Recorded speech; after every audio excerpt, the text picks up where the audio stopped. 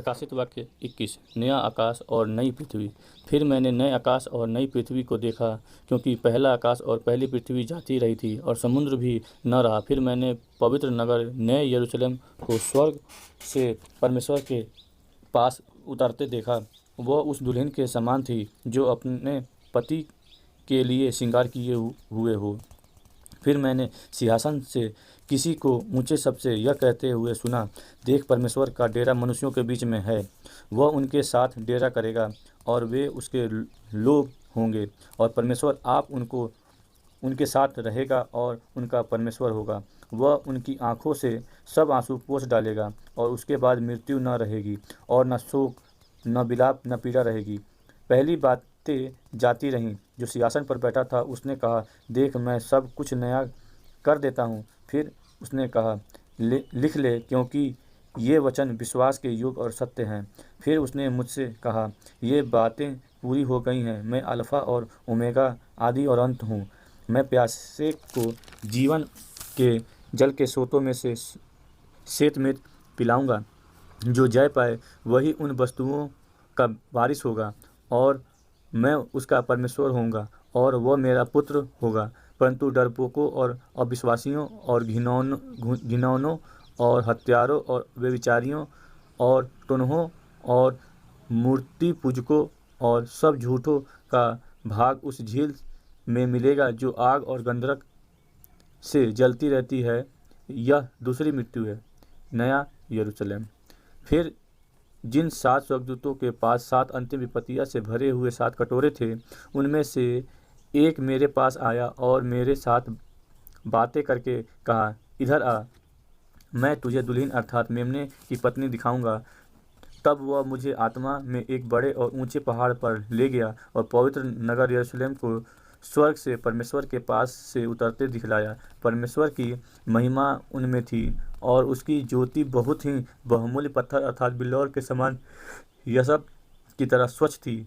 उसकी शहरपनाह बड़ी ऊंची थी, और उसके 12 फाटक, और फाटकों पर 12 स्वर्गदूत थे, और उन फाटकों पर इसराइलियों के 12 गोत्रों के नाम लिखे थे।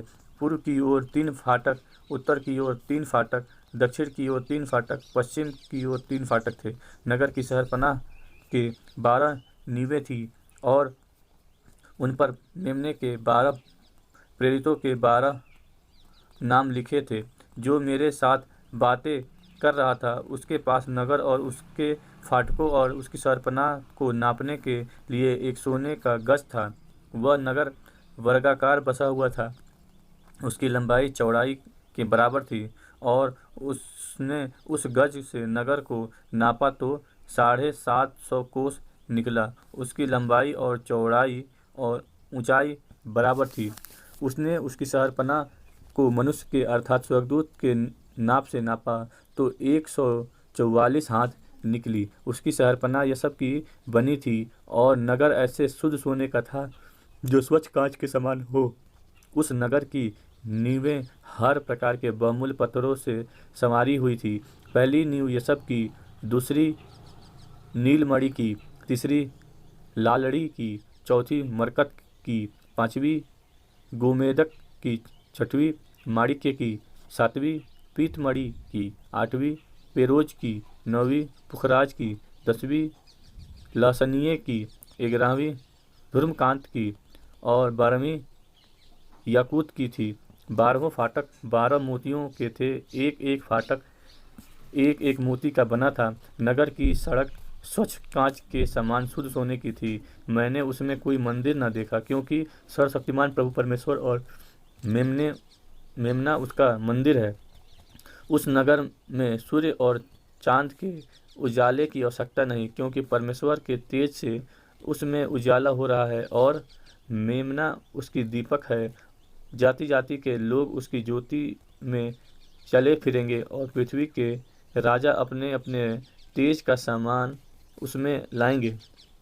उसके फाटक दिन को कभी बंद न होंगे, और रात वहाँ न होगी।